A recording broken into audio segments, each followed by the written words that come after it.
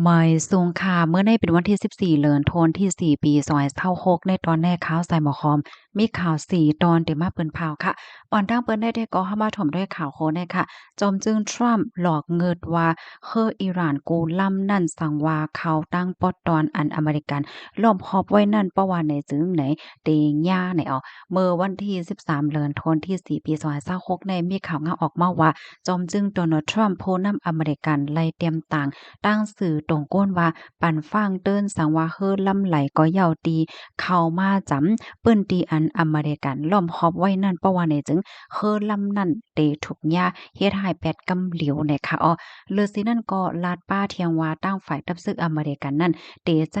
ลอกลายเหมือนจึงหนังใจดีเฮือต่อต่างยาเมากำในค่ะเนาะอันนี้ก็สื่อถึงลองปึดตึกดังคืออันลีทางเทิมดั้งปอตอนเวเนซุเอลาเหมือนจังหนังเมือกากวนป่นมาอันยามอันเฮายามหันข่าวเงาว่าจังว่าจึงในนั้นขนาดดอกตั้งปอตอนนั้นก็ในแต่เครื่องการมาจะเมื่อวันที่1เดือนธันวาคมที่9ปี2025ถึงที่มีก้นรู้สึกสาใจกว่าดีเอมันใน1.68ก็นะคะอ๋อลองเตรียมต่างคอความจอมจึงในเกิดขึ้นอำไปป้อหึงสังคะนอไหว้หลังเสมีรองร่วมฮอบตั้งปอตอนหวงแก็บ ฮอร์โมสจมหนังคอสั่งของจอมจึงเฮ็ดจังไหนคะนะดีมอบหมายให้ตับซึกเฮอของอเมริกันนั่นค่ะแต่ขับขึงเมืองขิงข้าวยามไว้วัน2โมงเพราะว่าเป็นข้าวยามที่ในเมืองไทยก็เป็น9โมงกลางค่ำจังไหนคะอ้อตั้งฝ่ายทัพซึกของอิหร่านค่ะเนาะ IRGC เนี่ยก็ยืนยันว่าได้ตอบแต้นขึ้นหนังนักหนาในออกข้อมูลตอนในคาริบีมาที่ห้องการข่าวรอยเตอร์ออกไว้ค่ะกำในเฮาค่ะมาถมด้วยแทงตอนหนึงข่าวโหในตึกออกมาเมื่อไกวันอีดในก้วยค่ะคือต่างน้ำมันอันอยู่ฝ่ายอิหร่านค่ะลัดผ่านหวังแก่ฮอร์มุสยาวเนี่ยค่ะเนาะอันนี้ก็เข่งต้าตั้งอันตั้งฝ่ายจอมจึงทรัมป์หลอกเงิดในออกเมื่อในกำเหลียววันที่14เดือนธันวาคมที่4ปี2026เนี่ยค่ะคือต่างน้ำมันอันมีชื่อว่า LPS เอาตั้งจอมปิ๋ว Comoros นะคะเนาะอันนี้ก็อยู่ในเส้นสายหมายคอมสปิดของอเมริกันจะเมื่อปี2025ตีโป้นมาเฮ็ดจังได๋ค่ะอ๋อคือลำในก็ลัดผ่านวงแก็บ Hormuz จังได๋ค่ะนะลวงออกข้าวตั้งลองก่อกว่ามาๆตั้งปอตอนวงแก็บ Hormuz ของ Elpis เนี่ยค่ะเนาะก็เลยเกิดขึ้นว่ายหลังเสอเมริกันปืนเผาปิกล้อมรอบวงแก็บ Hormuz เปิดดาเดเก็บโกะหมากอันไม่ไหวอยู่ดีตั้งปอตอนเจ้านั่นเสียวก็มีรองเปิ้นเผาจึงเมื่อกี้ที่เฮาค่ะหาบถอมกว่านั้นเฮ็ดจังได๋อ๋อสายงานงอนลายที่สึกเป็นเฮือได้ก็โพยาวในคณะคอมมอนตอนในก็คาลิเปมาดีห้องการข่าวรอยเตอร์ออกไว้เนี่ยค่ะลูกดีข่าวง่าโหในเสแลกำในเฮามาถ่อมด้วยเถียงตอนหนึ่งค่ะจอมจึงทรัมป์หลอกเงินได้เก็บขวัญที่แค่50%สั่งว่าส่งเครื่องกองกลางปันตีอิหร่านเมื่อวันที่12เดือนธันวาคมปี2026นั้นจอมจึงโดนัลด์ทรัมป์ผู้นำอเมริกันออกมาเปิ้นผ่าปันฟ้างว่าแค่ได้เลยโคบทบยาลวงปันตามเก็บขวานกาขัน50%สันเจ้าหนังว่ามีลวงส่งมอบเครื่องกองกลางมามืดจนยามปันตีอิหร่านว่าเฮ็ดจังไหนออมปยก็ลาดป้าว่าว่อนว่าแขก็แลบเตรียมเฮ็ดจังนั้นอยู่ในนั้นขนาดเนาะก้วยกาสังว่าเฮ็ดในนั้นได้ก็แน่นอนว่าได้ยาตามได้เก็บขวาน50%ว่าเฮ็ดจังไหนเหย้าในค่ะนะ เกี่ยวกับไปร้องในเมื่ออ่อนนั้นในคะเนาะตั้งฝ่าย CNN เนี่ยก็ไล่เปิ้นข่าวออกมาเมื่อวันเสาร์ที่ผ่านมานั้นว่ามีข้อมูลอันลงมาดีของการฝ่ายจอบข่าวนั่นค่ะเนาะละในว่าแค่ได้มีรองตึกมีรองหางแฮนเปิดอาได้ส่งเครื่องกองกลางมามืดจนยามปันตีอิหร่านได้ข้าวตั้งเที่ยงอำไลวงตั้งนานในเนี่ยค่ะข้อมูลตอนในคาลิเปมาที่ห้องการข่าวไทยรัฐค่ะกำในเฮาค่ะมาถ่อมด้วยเที่ยงตอนหนึ่งค่ะตั้งฝ่ายแขกค่ะรู้ซ้ำว่าจึงหือพวงเนี่ยค่ะเนาะ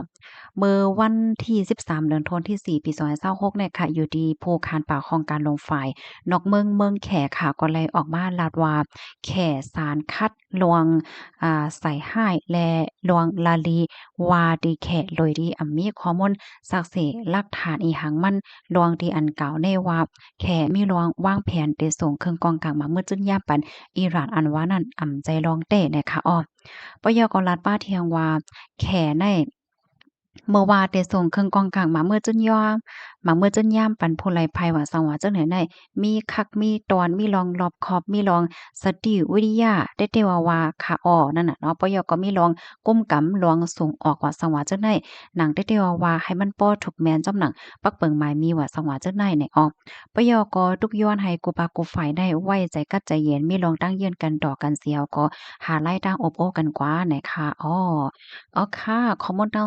ตอนได้ก็ค่ะเลยเป็นมาที่ห้องการข่าวสิ้นหัวออกไหว้แหน่ค่ะ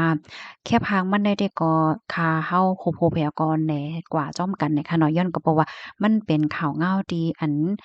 ก้องเกี่ยวกันเป็นรองเหลียวกันก้อยเฮ็ดจังได๋เนาะพี่น้องค่ะรับถอมยอเป็นหือพองค่ะตั้งป้อนตอนหว่องแก้วขอมสมื้อเหลียวได้ก็เล็บเดสุกซักซุกซิกโอ้อยู่แววค่ะเนาะเฮาค่ะพี่น้องได้ก็อยู่ดีไกลๆเฮียก็ติดตามถ่อมด้วยเฮ็ดไหนค่ะนะ ตอนด่าลูกล่างนางเมเนาะก้นในหนาหอต่อเฮิรนผู้หับการก็ซึกก็หันเขาได้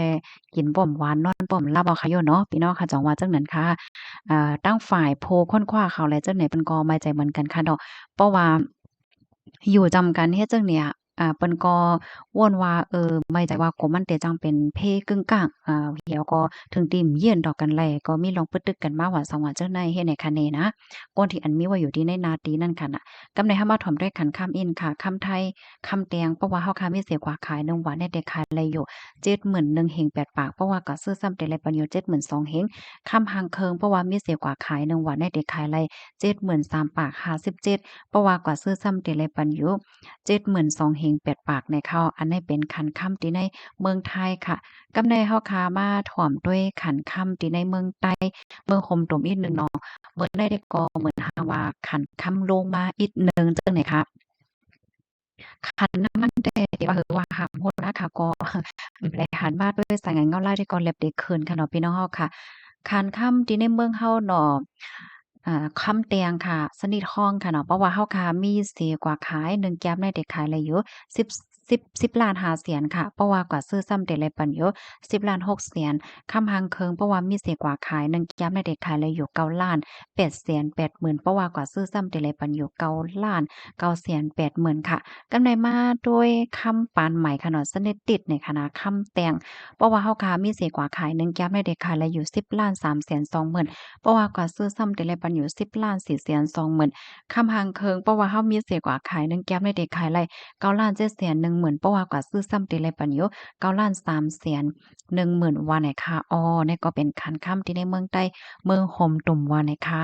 ยินจมก็ที่รับถมปันแห้งค่ะเนาะสายงานเงาไล่เดสืบเป็นหือกว่าเนี่ยก็ ที่เอามาสืบเปิ้นแพร่อัปเดตในปันพี่น้องค่ะกว่าข้อไรตอนไรที่ว่าอำแตกแรงจังหือเนี่ยก็ต้องถามมาไรอำนั้นเพิ่มเติมข้อมูลมากก็ไรค่ะเนาะหมวยสุงค่ะ